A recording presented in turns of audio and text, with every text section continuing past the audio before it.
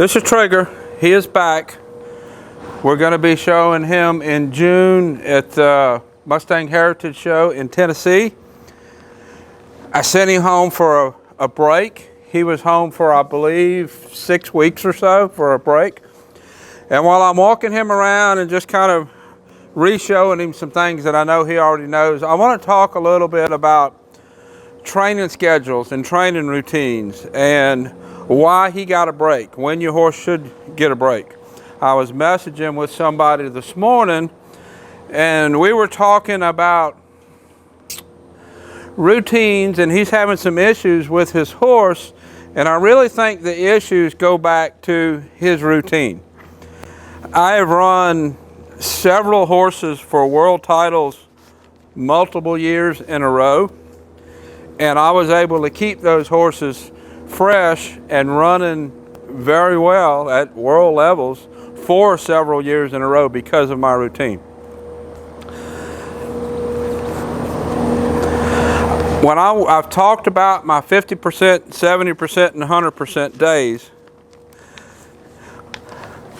whenever I work a horse, I'll ask for 50% effort, 70% effort, or 100% effort on those days. And I don't ever ask for more than one 100% day per week. That keeps the horse fresh, keeps him trying hard, and it keeps him physically wanting to work hard. If I'm going to ask a horse to work hard every day, 5 days a week, that horse is going to get burned out.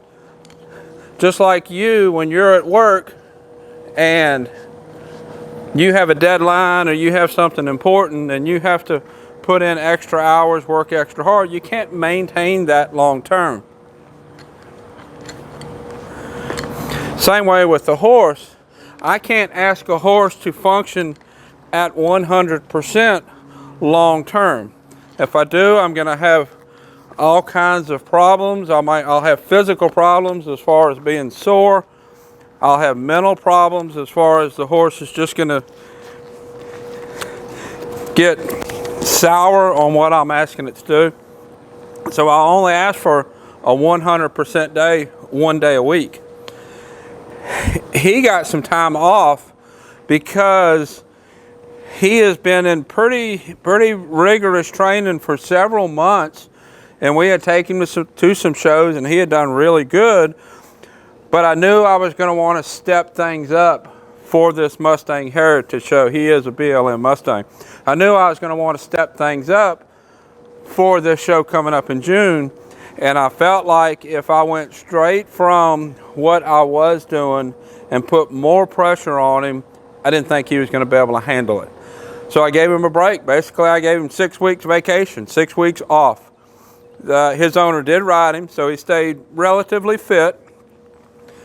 And now I can put pressure on him, way more pressure than I would have been able to put on him before that break. And I think we're going to be able to step things up.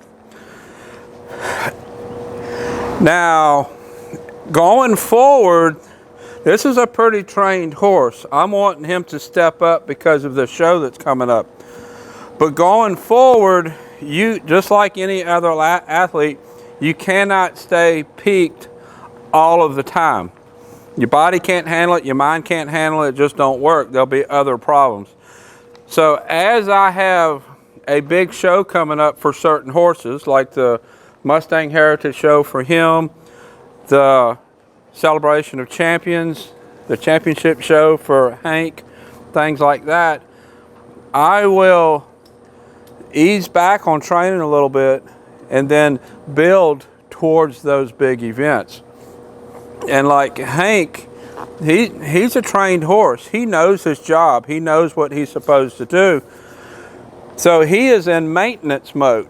A lot of people get in trouble because they don't, let's move over, Trigger, because they train all the time and they never go into a maintenance mode. Once a horse knows its job, it's trained, it knows. But If you keep training on that horse, you're going to create all kinds of issues. It's going to not want to do its job.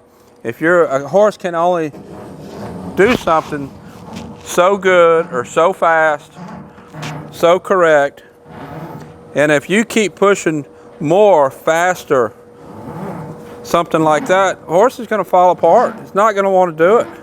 He's going to have a problem. So you have to switch your horse to a maintenance routine. And by maintenance routine, I'm going to work the horse to keep it fit.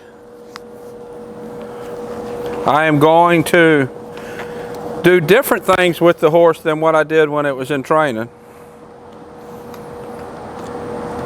to keep the mind fit, keep the mind in a good place. And I'm going to only work what the horse is trained to do. You know what that is. I'm only going to work what the horse is trained to do for when I need to fix something. And by fix something, I mean body out of position, whatever event you're doing. If you're doing barrels, let's say, if the horse isn't leaving a barrel correctly, isn't setting up at a barrel correctly, for reining, maybe not rating on the rundowns, not rating on circles, that kind of thing. That's when I'm going to work the specific things. I'm going to go back and work those basics as those issues come up. I'm not going to drill on things the horse already knows. What I will do is I will work on fitness. Once the horse is trained, I'm not going to lope him, but maybe one day a week. I'm going to be doing a lot of trotting. I want to keep the horse fit, muscular fit, and a lot of loping mainly builds air. I think this rope is cutting across the PA speaker, or the, see, hopefully I don't lose the sound. So trotting builds fitness, loping builds wind. I'll be aware of how much wind the horse has, but I'm mainly concerned with fitness, muscular fitness, keeping the horse equally fit, front to back, equally balanced, front to back and left to right. Most of the issues that I'll have with a finished horse are going to come from muscular imbalance. If the horse is starting to not rate speeds, it could be a mental thing. Most likely, if I've been smart about how I rode the horse, it's going to be a muscular imbalance thing. So once the horse is trained, I'm going to swap to a maintenance routine. In that maintenance routine, the horse will be still ridden 3 or 4 days a week, good bit of trotting, and the things that we're going to do are not going to be the things that we did in training the horse. If it's a reining horse, we're not going to do much spinning. We're not going to do much sliding. We'll do just enough to keep the horse knowing that's what his job is, maybe one day a week, just making sure it's correct. We're going to be trail riding. We're going to be trotting over poles. We're going to be doing other things for maintenance. That is how I'm able to keep horses fit to show at a pretty high level long term. And it seems kind of weird keeping a horse fit to show at a high level by not doing the thing that the horse is trained to do, but that's how you do it. Once the horse is trained, it knows its job. And it knows, if you've done your job, it knows how to be good at its job. So when you're maintaining your horse, don't just keep pushing on him. Don't just keep asking for more and faster. Be aware of that horse's mind. Be aware of the little things, the little issues that the horse gives you before they become big issues.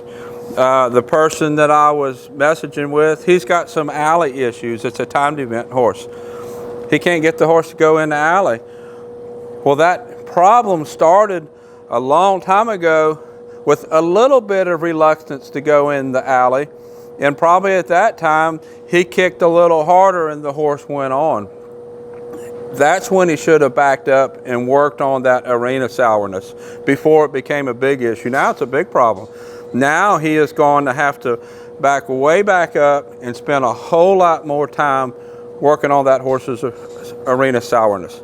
So be aware of what your horse is doing. He has that problem because he didn't back off and quit training and go into a maintenance routine.